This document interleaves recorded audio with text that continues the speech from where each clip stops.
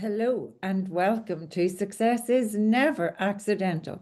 I'm Lynn Payton and I'm passionate about helping organisations to get better results and leaders and staff within those organisations to feel more fulfilled. And in this podcast, I get to interview some highly successful people across all sectors and internationally so that we can better understand their formula for success and get to recognise the common factors. But nothing changes without action. So each episode includes a challenge for you to reflect, to evaluate, to decide, and to act. In other words, to do something differently going forward.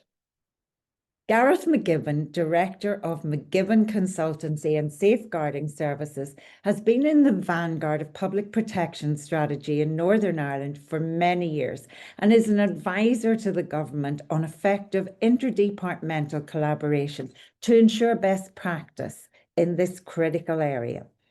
Gareth's expertise in tackling sexual and domestic abuse is recognised nationally and internationally, and he regularly works globally with high-profile corporate, political, sporting and statutory agencies. He's the co-author of the CASP Framework, a tool used by child protection agencies worldwide to assess parental capacity to protect children at risk of harm. He's also a visiting lecturer at several universities, a recognised media contributor and international speaker. Gareth is currently chair of the National Organisation for the Treatment of Abuse in Northern Ireland, NOTA, and he just recently chaired the All Ireland Conference. Gareth, thank you so much for joining us on Success is Never Accidental. How are you today? I'm good. Delighted to be here. I'm very honoured, Lynn. Thank you. Well, here, I was just reading the reviews from the NOTA All Ireland Conference. It seems to have gone down really, really well. What were some of the highlights for you? Yeah, it did. I was very well received.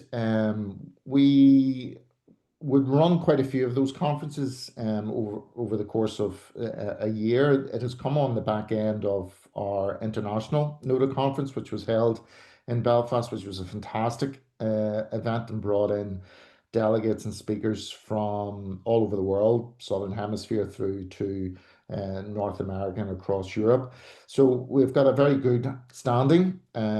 This last week's conference was very much focused on neurodivergence and harmful sexual behavior, which is a fairly complex topic, and people struggle often in understanding that work or how to approach that work. So that theme really drove the conference, and we had speakers, experts in their field, from Dr. Carol Carson, who opened up on her recent doctorate, which was looking at neurodivergent young people in HSB, what works in relation to that, and right through to looking at the connection between young people who are neurodivergent and their relationship with AI and technology, and the strengths in that as well as the risks. So it was a great day, and very well attended and very well received.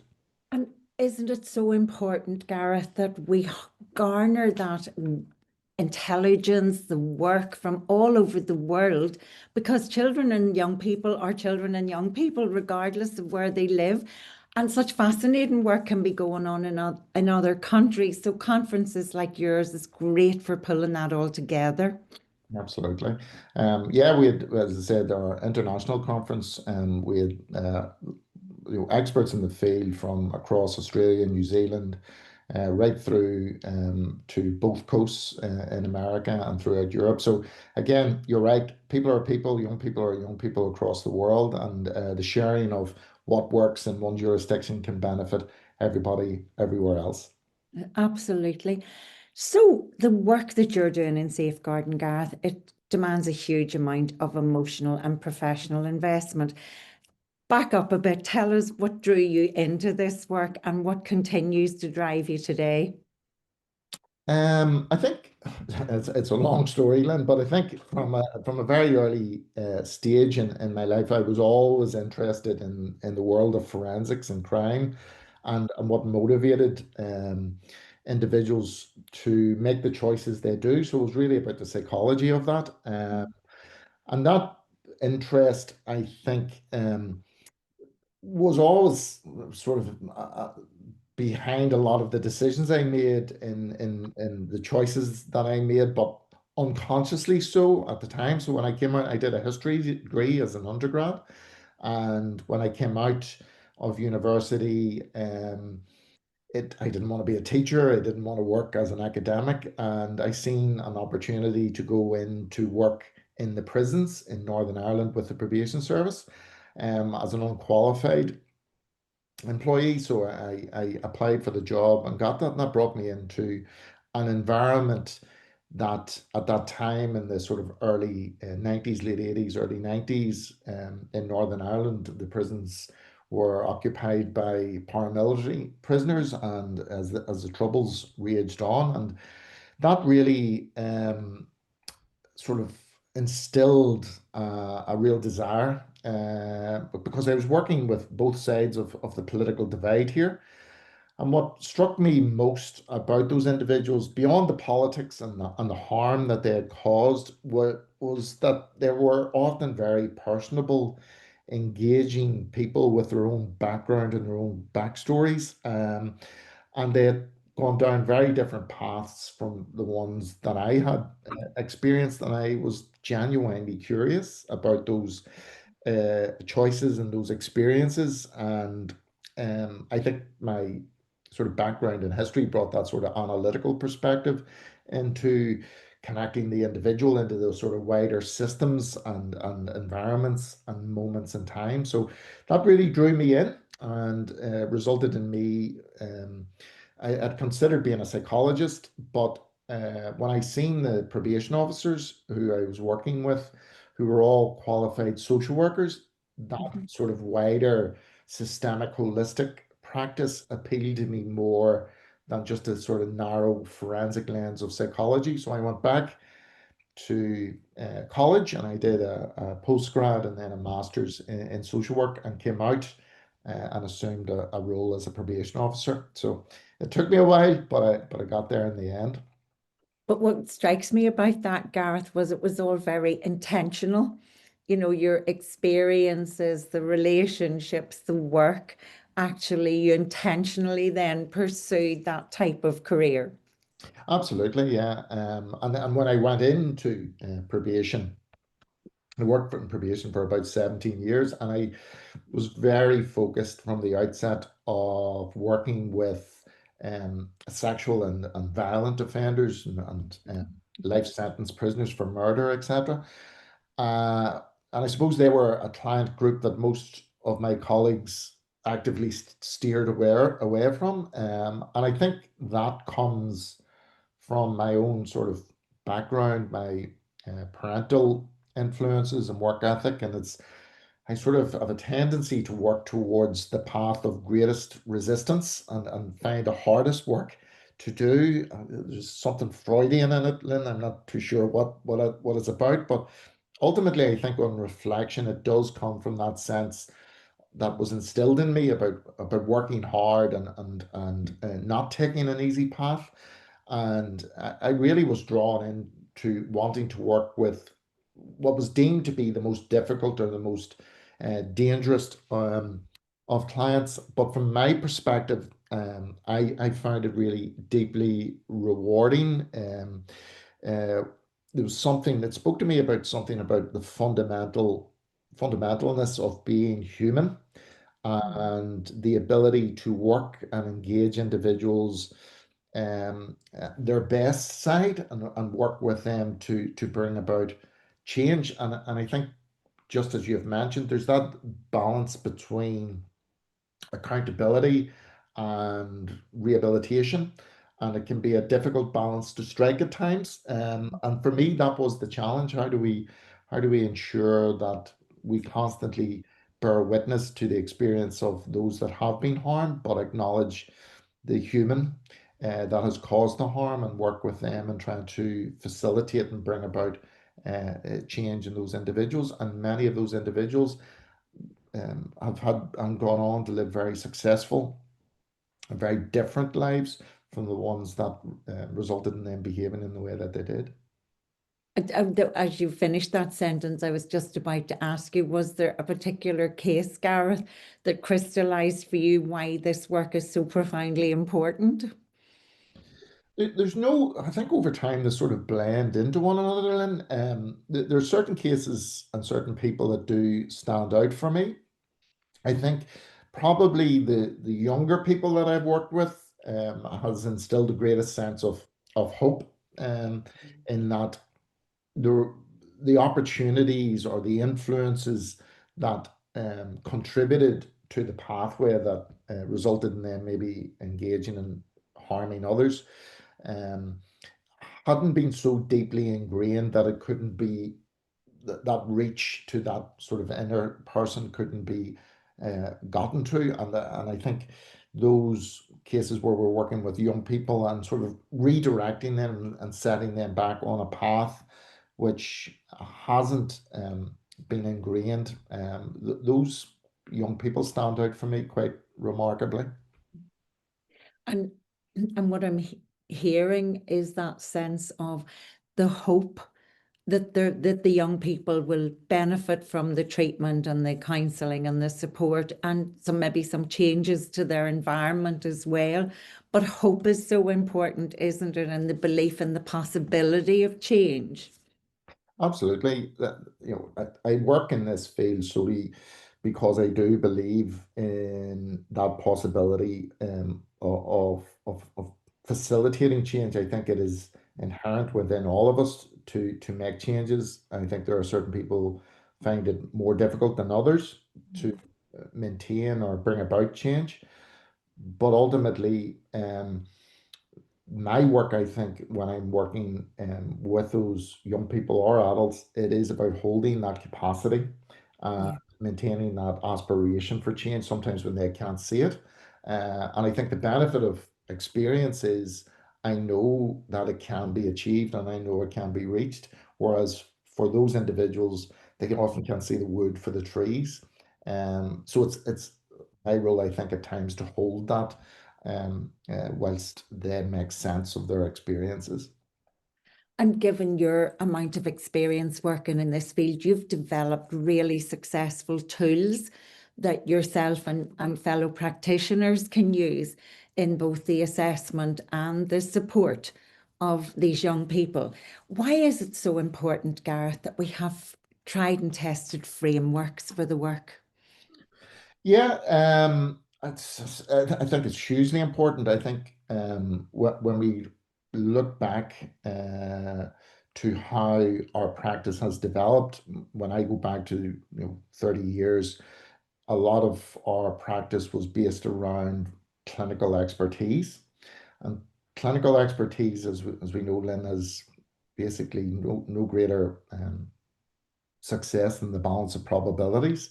So we needed to develop tools that and models that have a robust evidential basis to guide professional decision making, and they have often been absent in our field.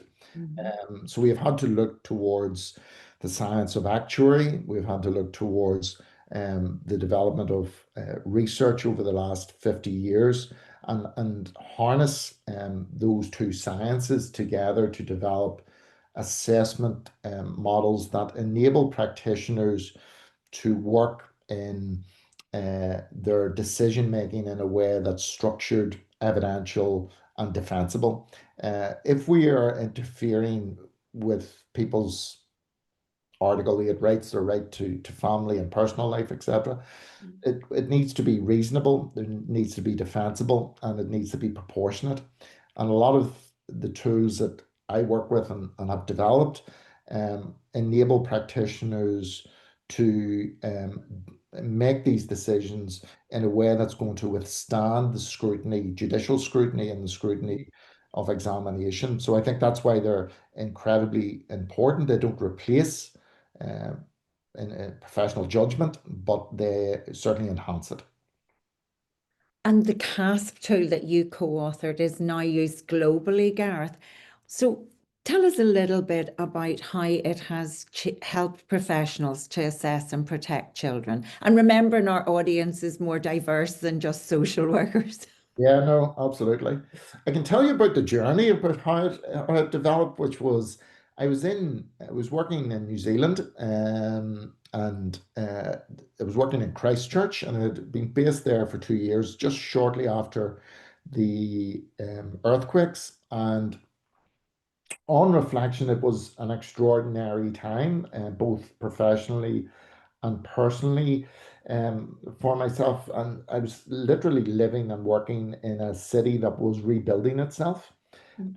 And I was beginning to see and witness the resilience of families who were living in environments that were fundamentally risky, physically risky, and recognizing how those families, in the absence of state support, which was quite fractured at that time, they were beginning to make and guide their own choices without the support of the state. And there was a lot of, pulling yourself up by your bootstraps.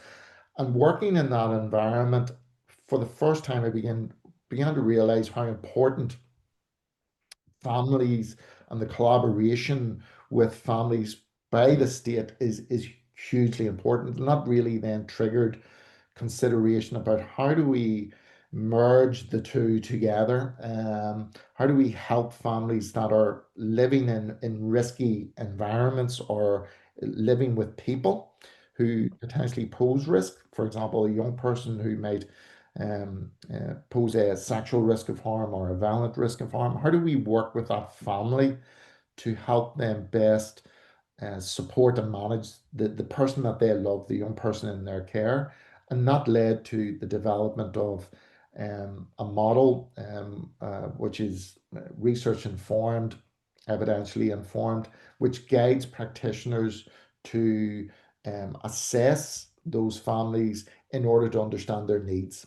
And that's ultimately what resulted in the development of this model called CASPAR, which is in Because what we're ultimately trying to do is help the parents to have a more objective view, but also and not have that view colored by their love for the child, and teach them that helping has to go down a certain route as opposed to either the ignoring or the tolerating or whatever.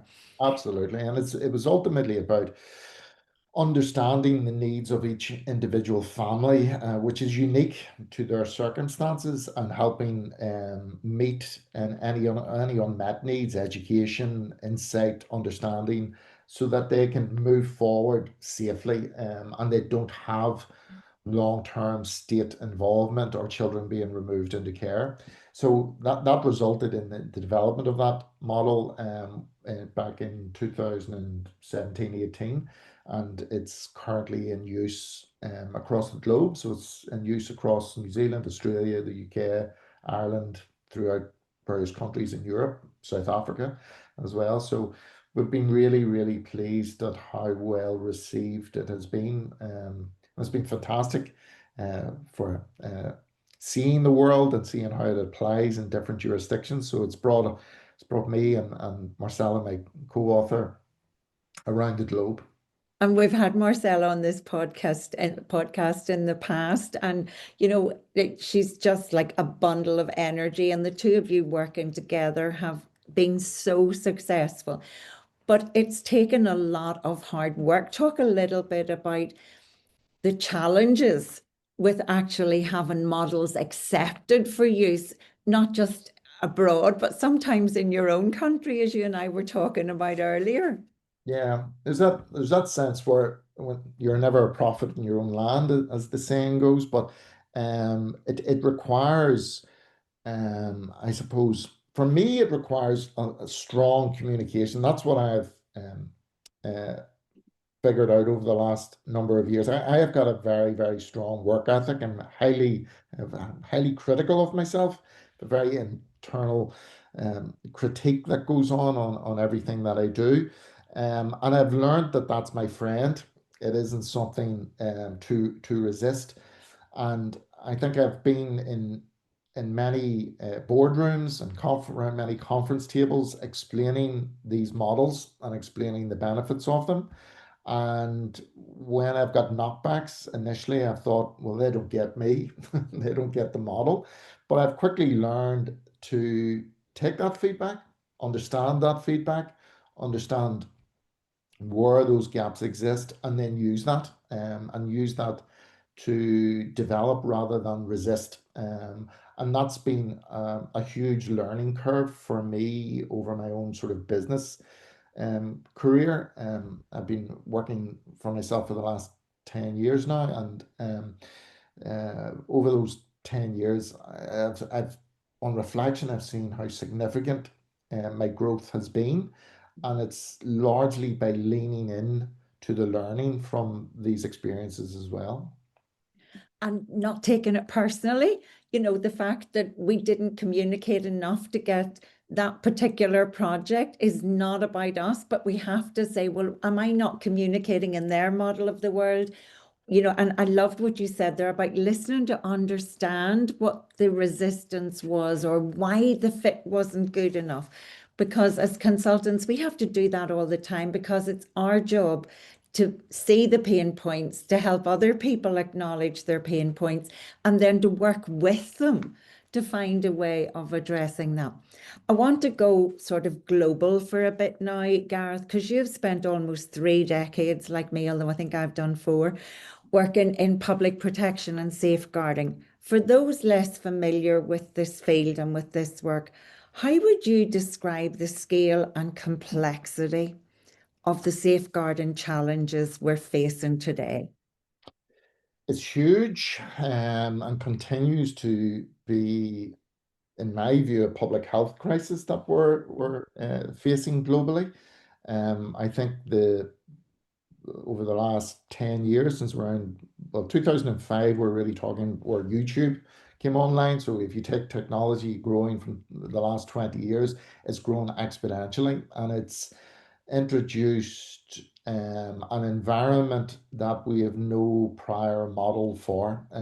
Its influence and its impact on a generation has never been experienced before. So we have no template to understand what is the implications of that. And I think it's incumbent upon not just people like ourselves, but at a governmental and policy level, that we recognize what these experiences for this generation are likely to be going forward into the next generation and the next generation. And it's constantly evolving.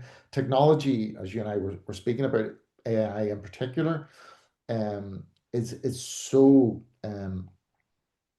beneficial to all of us, but it brings huge potential risks and danger, um, particularly around how young people and how adults engage with it. And in my field, which is focused largely around sexual and violent behaviors, the anonymity and the accessibility and the affordability of technology now is creating a landscape which, as I mentioned, has been unknown, and the impact and the implications of that is quite profound. I think we're seeing the outworkings of it in terms of even the medical and the physical manifestations of that harm is being recognized now, and ultimately I think it's important that we do take cognizance of what people like um, Dame Rachel Souza, the Children's Commissioner, etc., is warning us off, and her recommendations, which again remain largely um, unmet, need to be acknowledged and need to be applied if we are to globally, not just locally or nationally, address these issues. And it's not just the online impact on children and how that impacts their behaviour. The extent of domestic violence and intimate partner murders is off the scale at the moment. The levels of sex trafficking, and with the number of immigrants in our population now increasing all the time, we say, and you and I've always said this, I remember when it was coined about 30 years ago, we used to say child protection is everybody's business. And then we changed it to child safeguarding is everybody's business. But how close are we to achieving that? I mean, how do we increase public awareness, and how do we get greater buy-in from communities generally to owning that responsibility for safeguarding our children? I would want to see things as a glass half full, Lynn. And I think you're right when you reflect back and you said child protection, 30 years ago was the mantra that it's everybody's business, and we have moved that story forward. But when we look at the achievements that have occurred in this field over the last 30 years, it might actually seem that um, we haven't actually achieved a lot, but I think we have. We've recognized, for example, the scale of domestic abuse. I think whilst uh, the jurisdiction that I live in Northern Ireland, it is an incredibly unsafe place to be a woman, but I think we've had that history. It's largely just been undiscovered. Um, Sexual abuse has really, in the last 20 years, has significantly increased in terms of disclosure. I don't think we're having any greater levels of perpetration. I think the messaging to children and young people about the unacceptability of sexual abuse is resulting in greater disclosure. But I think we still have a long way to go to adequately address the enormity of and the scale of the issue. I think that's where our gap exists. The messaging has resulted in greater numbers coming forward, a greater recognition of the depth of the problem. We have strategies, and globally there are strategies across the world that we have dipped into and borrowed from. And I work with those other jurisdictions as well. I can see the success, but I can also see the gaps that exist there. I think there is still a place to go, and that sits within my own sort of personal approach, in that I don't think we'll ever arrive. I don't think I can ever arrive, because it is a constantly evolving area of work and a constantly evolving behavior that we need to be alert to as it metamorphosizes into different platforms and different landscapes. So I think, in short, we're getting there in terms of our messaging to communities, to society, about the unacceptability of violence against women and children and girls. But I think how we've responded to that has a place to go yet. I don't think we're there. And I think And you've talked about the advocacy of people like the Children's Commissioner, Gareth, but how important is effective political leadership and effective interagency work in this climate? huge, huge. The strategies are there in many jurisdictions, UK, Ireland, Australia, New Zealand. It's the implementation and the resourcing of those strategies that often let them down. We have systems, we know what works in terms of reducing re-victimization or homicides in cases of domestic abuse, but we have tinkered around the edges, and we've tinkered around the edges because the fundamentally the decision to apply the level of resource necessary to realize the vision hasn't been followed through. And I think that requires, I think there is an intention, but the actions haven't materialized in the way that they should. And I think that is ultimately failing communities, failing societies. I still see it. I've done a number of major reviews, um, both here and in other jurisdictions, and looked at how agencies um, respond. to violence, domestic violence or sexual violence. And there are gaps, not from a willingness to engage in this work, but gaps from at a governmental level to properly resource and support those agencies in their commitments. I recently interviewed Tanya Ward, who's the chair of the Children's Rights Alliance, and she was saying everybody can do something. Put this on the agenda of your local politicians, speak to your local councillors, because it really is going to need everybody to take a big push, isn't it, Gareth, to actually get it on the competing agenda for politicians. But I loved how Tanya said, make sure that you do your bit individually to protect our children. Absolutely. Safeguard, sorry to cut across you, Lynn. This sense about safeguarding individuals, safeguarding is about systems, safeguarding is about making sure the systems work. So Tanya's point is lands well. It is our responsibility to ensure that those systems are properly in place to safeguard. Absolutely. And, you know, we often link success to personal achievement, but your success, your work is rooted in service. Gareth, thank you for everything you do. How do you personally, though, define success in that context? Yeah, what is success? There's in sociology, one of the indicators of success is your satisfaction with life and having a sense of mastery and competence in a particular area of your life. And I see my work in this field as exactly that. It gives me a sense of purpose. It gives me a sense of meaning. Every day, I'm energized to keep learning, to keep developing. I think people around me, and I'm sure the same for yourself, Lynn, at our age, are talking about retirement. But I honestly feel like I'm only getting started. I want my practice and this business to continue to grow. I have ambitions for it to grow to scale because I truly believe that both I and it have an important contribution to make. But I'm also very conscious that my business, as you said, is a safeguarding business and it has to be guided by that ethical and that moral compass as well. So but the standard still has to be gold, and I hold myself and anyone I work with and those agencies and bodies that I work with to that expectation because I believe that we carry a moral duty to those that we work with. Gareth McGibbon, this conversation has been both uplifting and inspiring.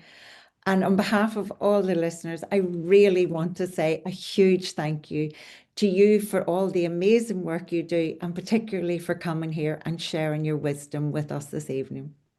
Thanks very much, Lynn. Really enjoyed it. Thank you. Gareth has had such an amazing career safeguarding children and working with those who have been harmed and also those who were the perpetrators of that harm. He is committed to working with families in combating sexual and violent behaviours. His assessment tools are research-based and evidence-informed and are used globally. Listening to Gareth's journey, it's clear that the factors contributing to his success include his commitment and passion, his strong sense of purpose, his work ethic, his ongoing capacity for self-critique and improving his practice, and a belief in the capacity of people to change, as well as a willingness to listen to and respond to feedback. However, he issued a stark message for everyone, regardless of where you live. He said, the extent of the threat to our children is so huge, it constitutes a public health challenge. And yet we know how to tackle it. We need governments and politicians to implement the findings of various reviews and the plans that already exist and to strengthen the systems that are needed to tackle this issue. Like me, Gareth has no plans for retirement because the work of safeguarding children is too important. It provides him with a sense of purpose. It energizes him to know that his contribution is having such a significant impact. And because there is no finish line, he's committed to learning and developing his practice on an ongoing basis. So my challenge for you is this: take a moment to reflect on where you currently are. Does your current role fulfill you? And if not, what needs to happen for you to feel more fulfilled? Can you do it in the role you're in by looking at it differently?